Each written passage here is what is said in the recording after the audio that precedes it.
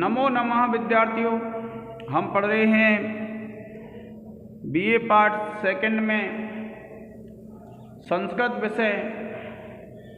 और संस्कृत विषय में आज हम प्रारंभ करने जा रहे हैं व्याकरण। क्या प्रारंभ कर रहे हैं विद्यार्थियों?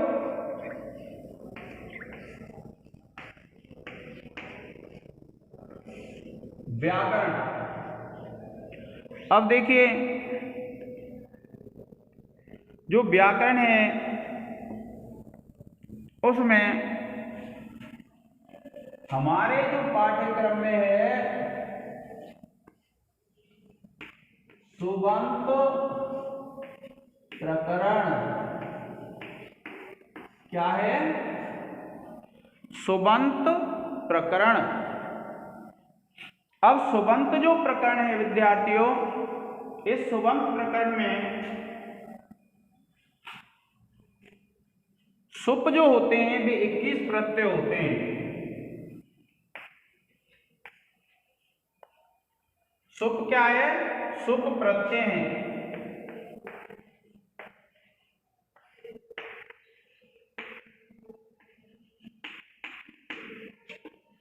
सुप प्रत्यय 21 होते हैं विद्यार्थियों। और ये जो सुप प्रत्यय हैं, देखिए आप देखेंगे सो, औ,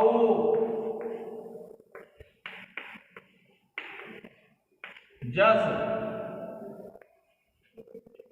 अम, आउट, सस,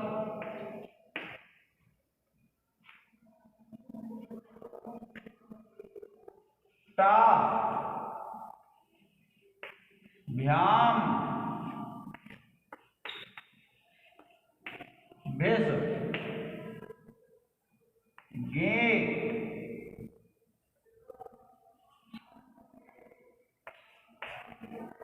भ्याम,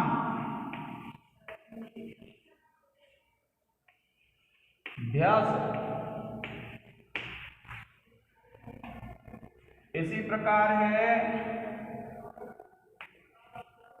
गासी,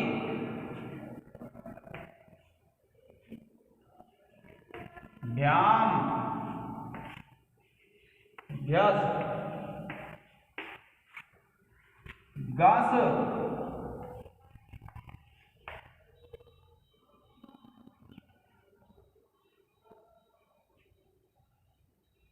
ओस, आम, गे,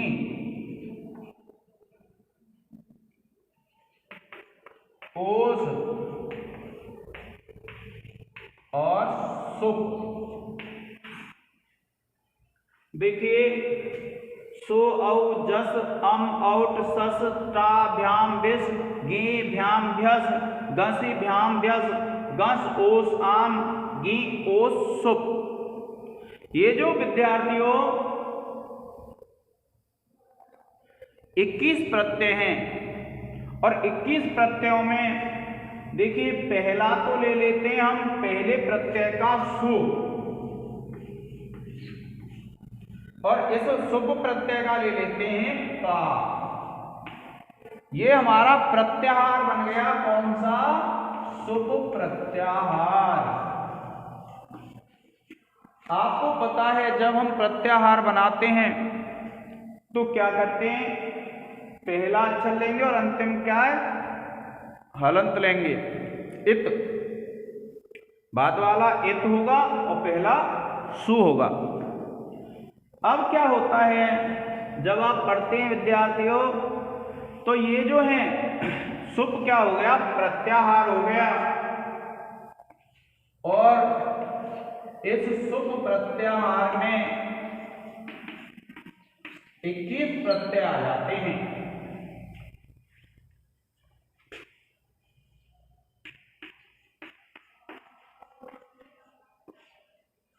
ठीक है, यह जो सुप प्रत्याहार है इसमें क्या आ जाते हैं? 21 प्रत्यय आ जाते हैं, 21।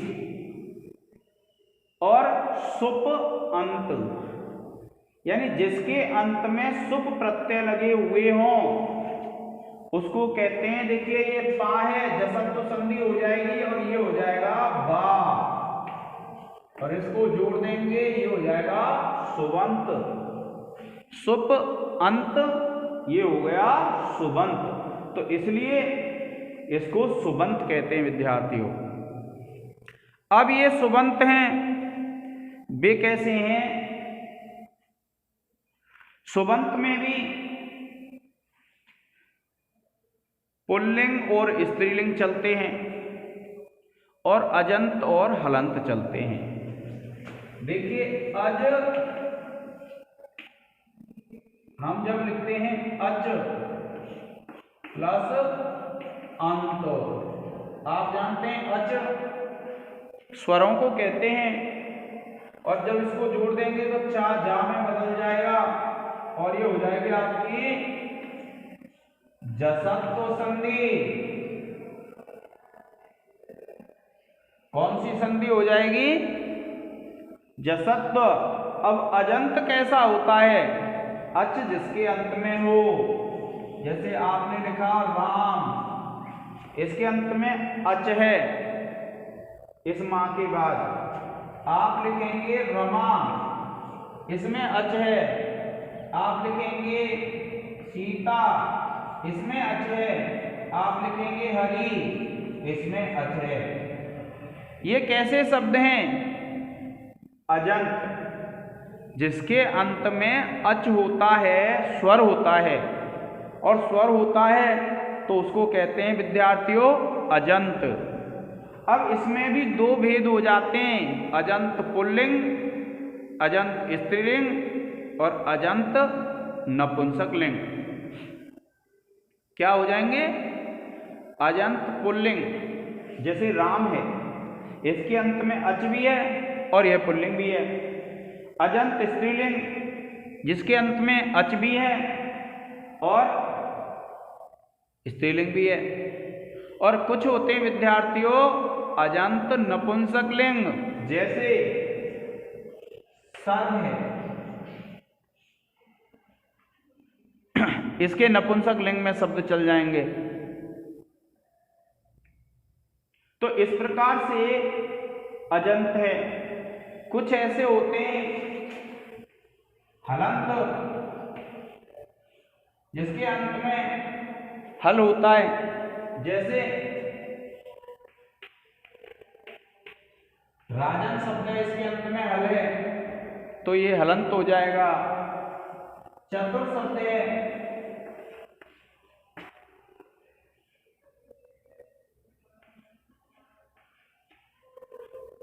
चतुर शब्द है, इसके अंत में हल है, ये हलंत हो जाएगा।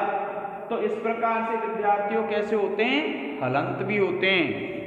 अब जब आप देखेंगे कि सबसे पहले हम पढ़ेंगे अजंत पुल्लिंग को। क्या पढ़ेंगे?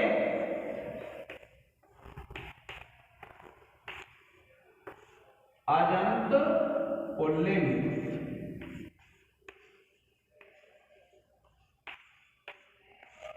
प्रिय विद्यार्थियों, आप इसका एक स्क्रीनशॉट ले लें।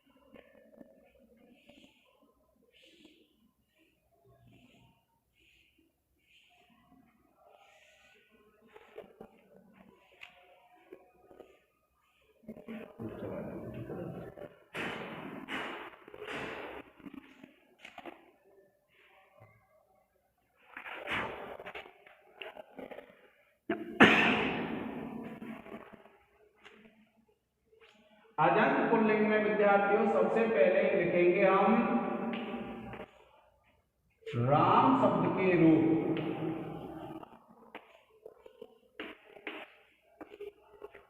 अब देखिए, पहले लिखेंगे हम प्रथमा विभक्ति।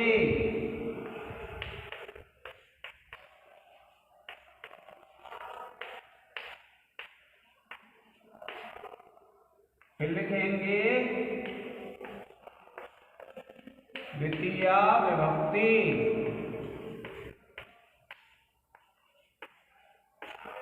फिर लिखेंगे तृतीया विभक्ति।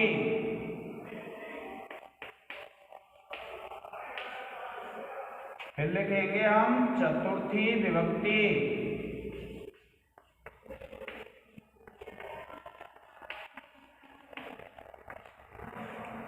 फिर लिखेंगे हम पंचमी विभक्ति।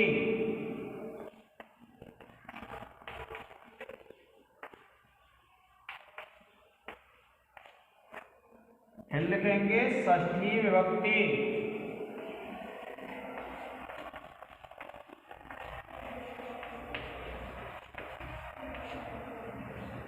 फिर लिखेंगे विद्यार्थियों सप्तमी विभक्ति।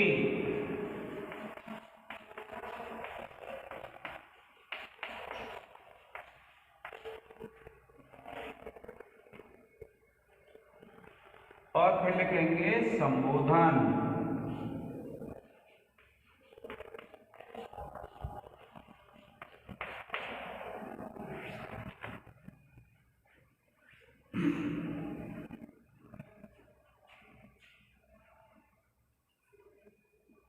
फिर लिखेंगे एक वचन, द्विवचन और बहुवचन।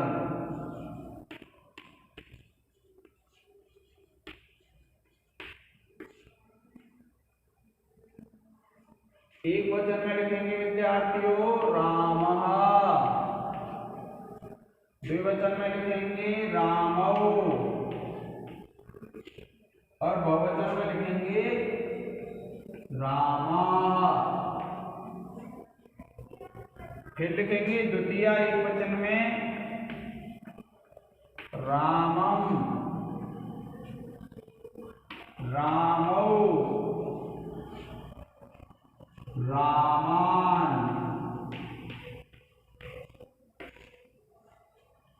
फिर आप लिखेंगे रामेर,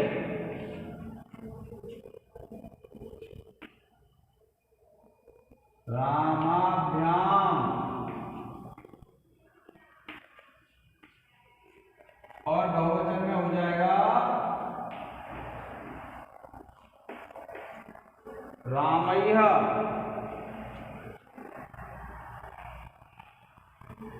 और फिर लिखेंगे आप रामाय, रामाभ्याम।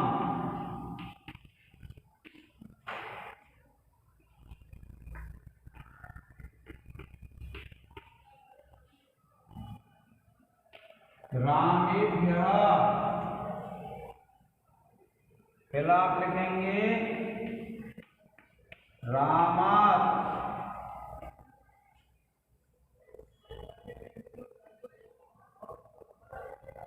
रामाभ्याम। और आप लिखेंगे रामेभ्यः।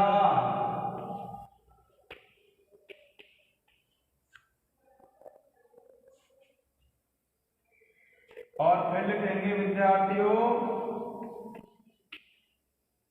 रामस्य,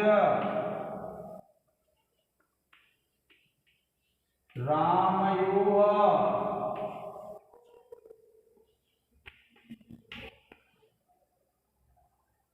रामाणाम। और फिर लिखेंगे आप रामे।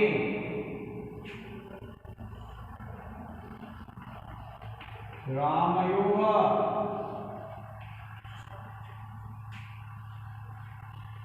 रामेषु। और फिर लिखेंगे आप हे राम हे रामो हे रामा।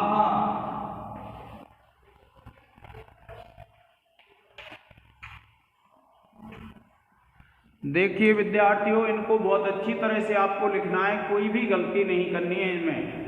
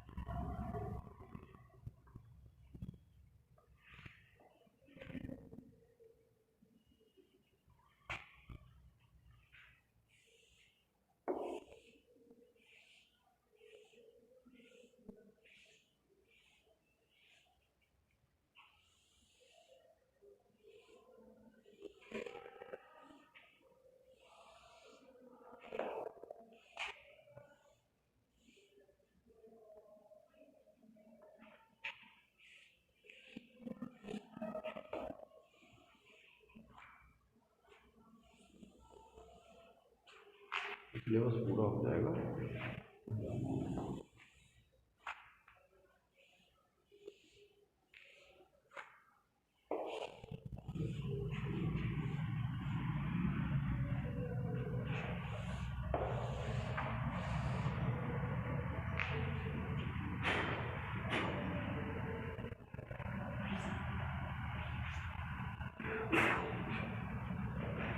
अब देखिए, एक सूत्र है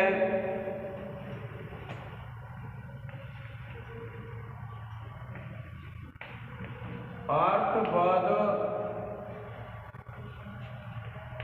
धातु प्रत्यय प्रातिपदिकम।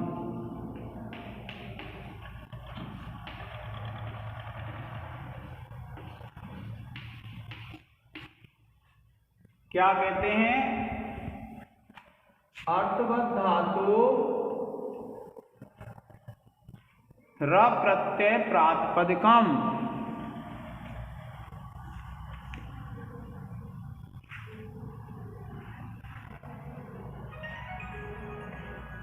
अर्थवद धातु प्रत्यय प्रातिपदिकम। देखिए विद्यार्थियों, आपने पढ़े होंगे जो सूत्र होते हैं, सूत्र 6 प्रकार के होते हैं। कितने प्रकार के होते हैं? 6 प्रकार के।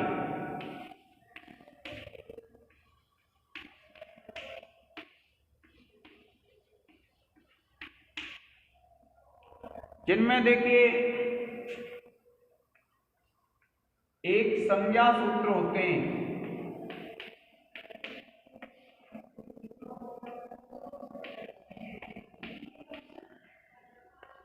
दूसरे परिभाषा सूत्र होते हैं।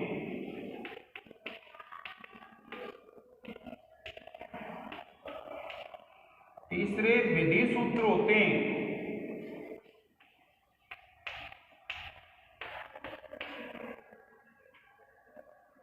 चौथे नियम सूत्र होते हैं। पांचवें अतिदेश सूत्र होते हैं।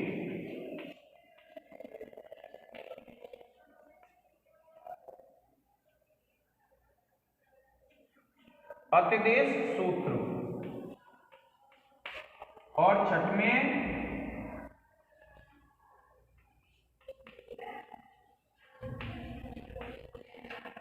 अधिकार सूत्र होते हैं। कौन से सूत्र होते हैं? अधिकार सूत्र। अब देखिए, ये 6 प्रकार के सूत्र हो गए। आपने पहले पढ़ लिया होगा इनको, तो आप इसका एक स्क्रीनशॉट ले लें।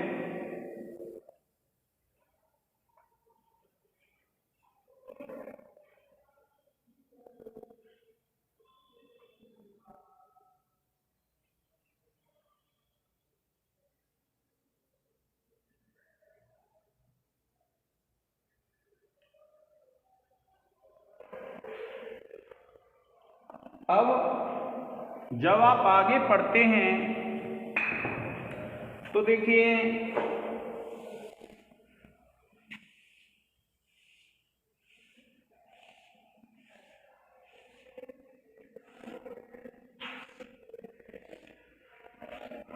इस सूत्र का अर्थ है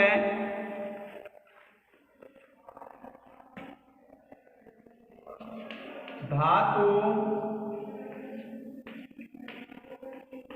प्रत्यय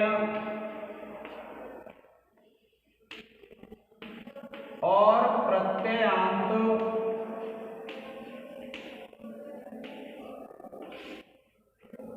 को छोड़कर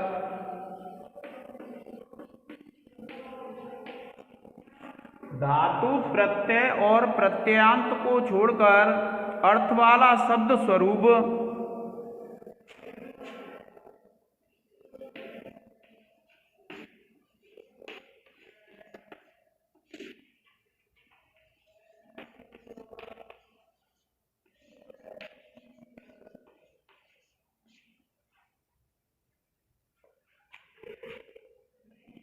प्रातिपदिक संज्ञक होता है।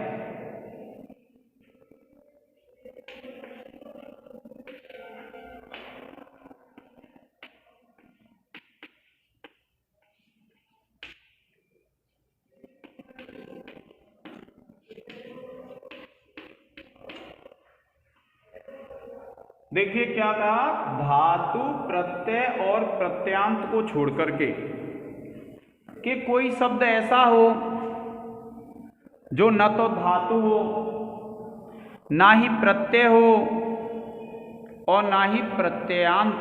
प्रत्ययांत कहते हैं जिसके अंत में प्रत्यय लगा हुआ हो।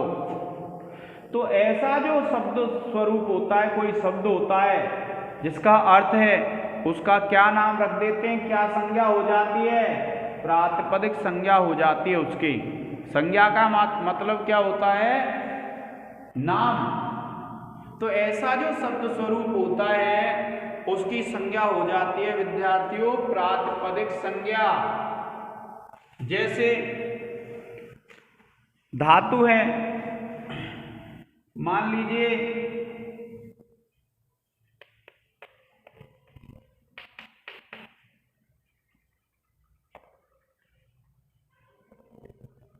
जैसे देखिए धातु है, मान लीजिए भवती, तो ये धातु है।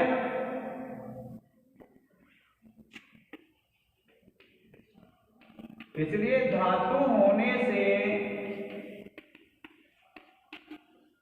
इसकी प्रातिपदिक संज्ञा नहीं होगी।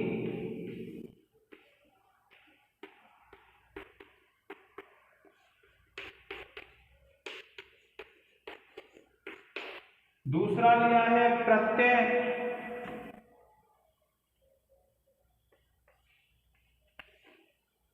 तो आप लिखेंगे जैसे मान लीजिए मतुप,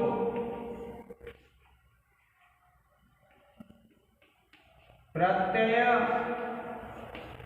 होने से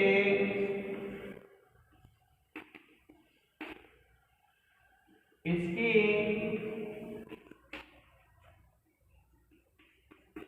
प्रातिपदिक संज्ञा नहीं होगी।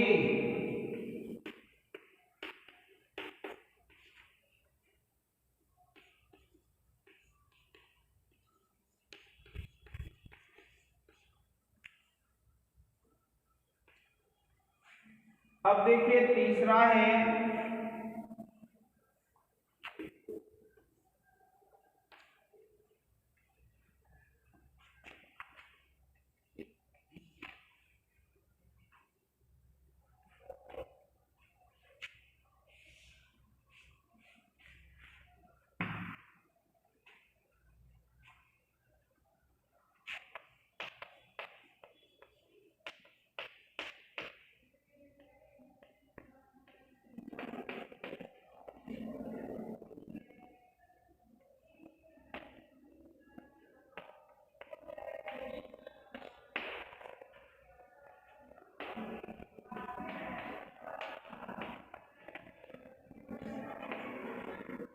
प्रत्यांत, ले लेते हैं हम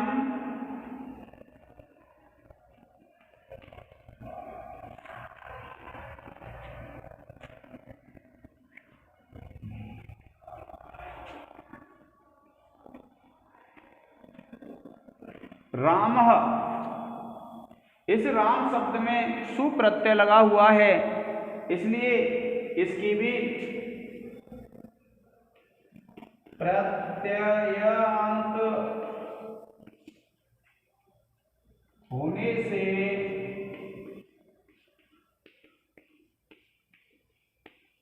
इसकी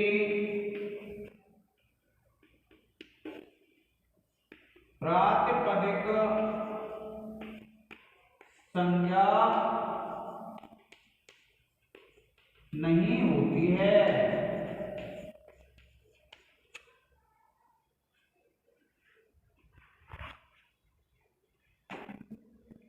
अब देखिए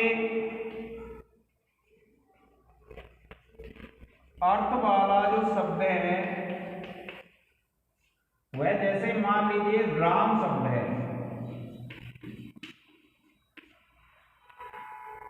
राम शब्द कहते ही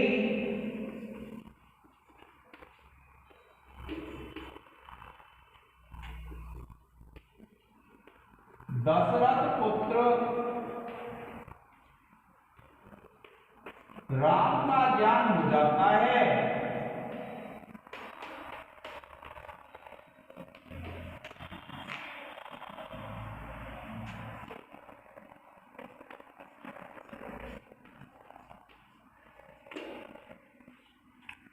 इसलिए देखिए यह जो शब्द है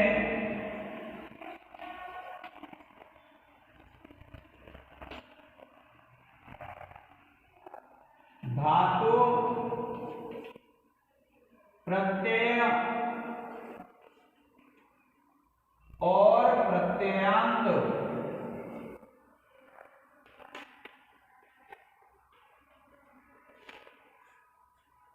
से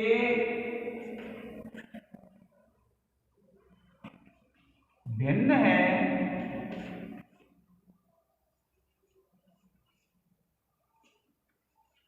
अतः इसकी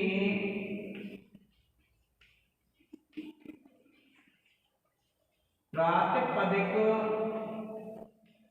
संज्ञा हो जाती है।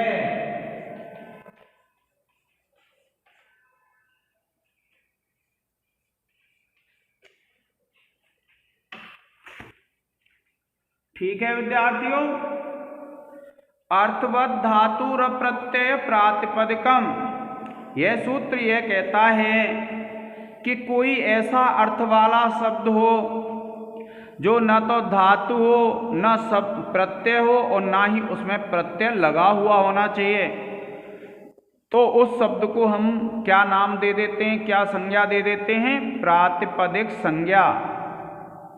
क्या कहा कि ऐसा जो शब्द होता है वह प्रातिपदिक संज्ञा वाला हो जाता है।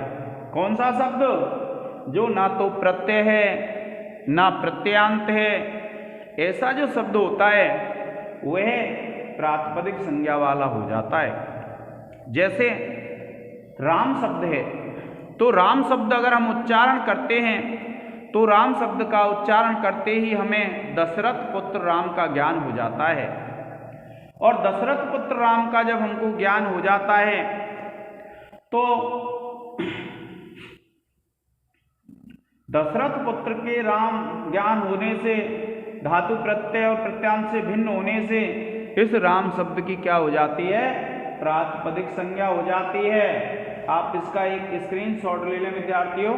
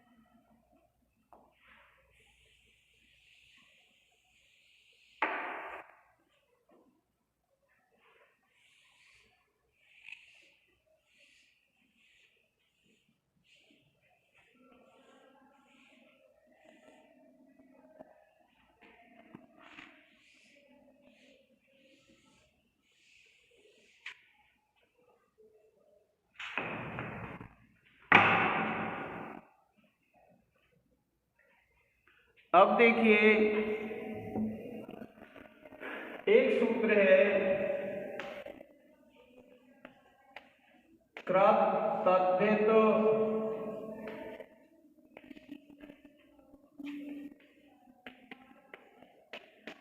समासाश्च, कृत तद्धित समासाश्च। यह भी सूत्र क्या करता है विद्यार्थियों? प्रातिपदिक संज्ञा करता है। कृत तद्धित समासाश्च, यह सूत्र भी क्या करता है? प्रातिपदिक संज्ञा करता है। अब देखिए यह सूत्र क्या कहता है? कृदंत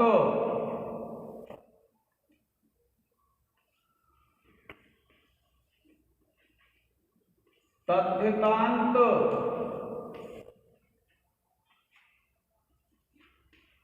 और कृदंत तद्धितांत और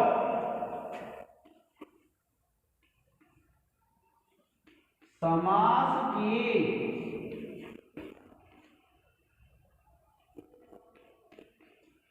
प्रातिपदिक संज्ञा होती है।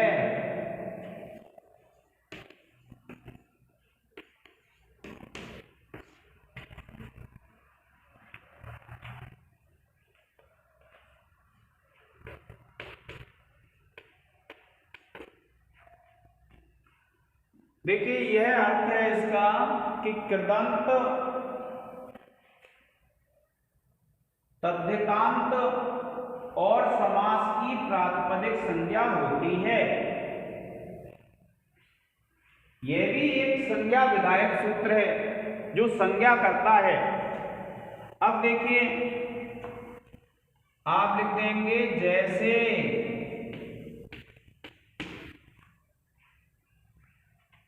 नंबर 1 डाल के लिखेंगे कृदंत।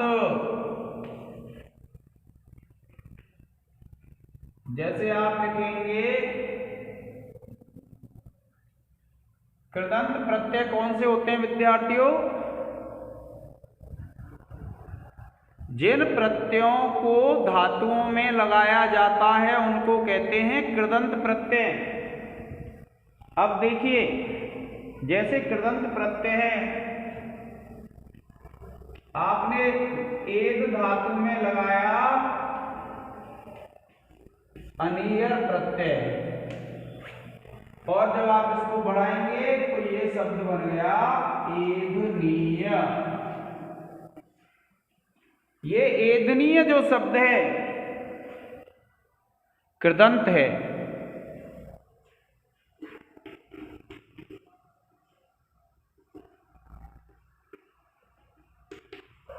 एध धातु में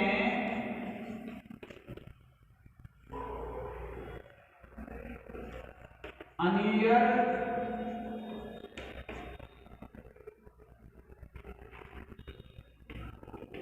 प्रत्यय लगने से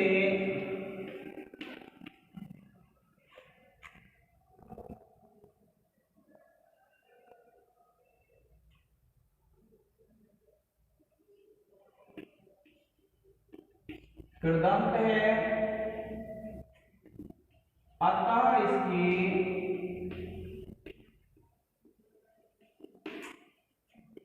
प्रातिपदिक संज्ञा होती है।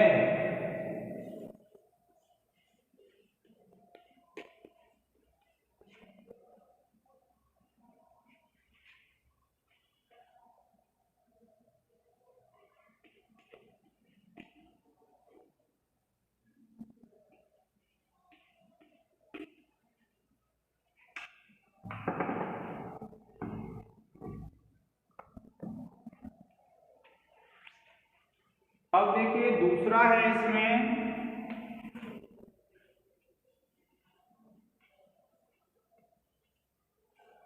तद्धितांत।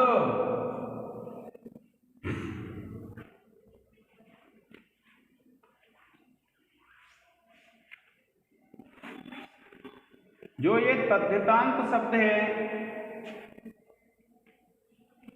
तद्धित में आप लिखेंगे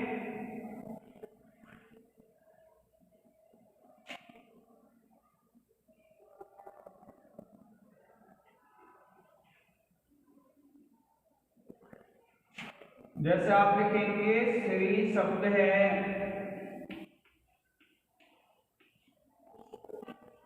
और मतु प्रत्यय है, और ये शब्द बन जाएगा विद्यार्थियों श्री मान। ये शब्द बन जाएगा श्रीमान। और ये जो श्रीमान शब्द है,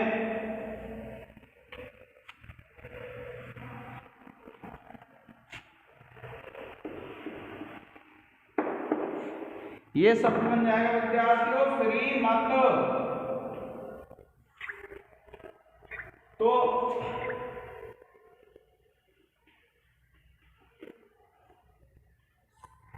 श्रीमत शब्द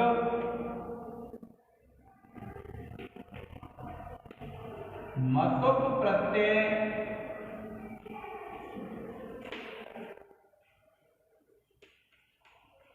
लगने से श्रीमत शब्द मतुप प्रत्यय लगने से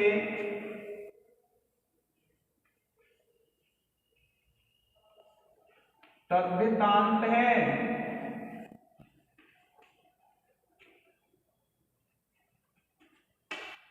अतः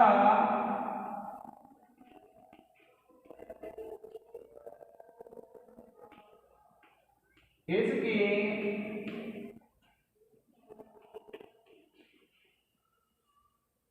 प्रातिपदिक संज्ञा होती है।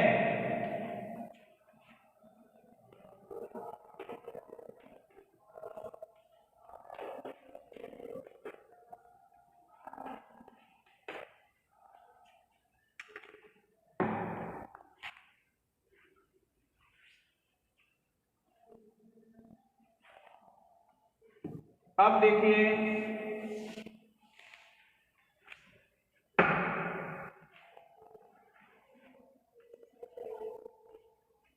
इसी प्रकार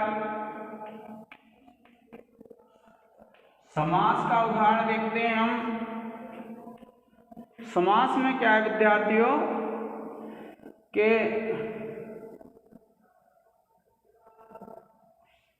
जैसे आप लिख लेते हैं उपकृष्ण,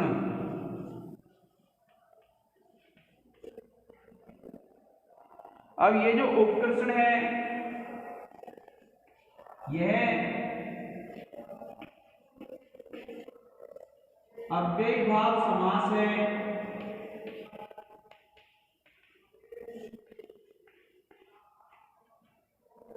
अतः प्रकृत सूत्र से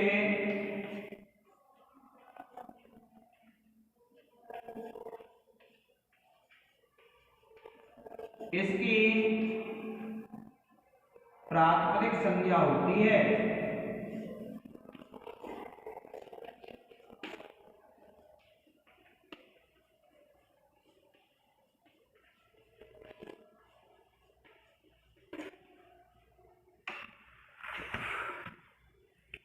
प्रिय विद्यार्थियों, आप इसका एक स्क्रीनशॉट ले लें। आज के इस लेक्चर में इतना ही। धन्यवाद।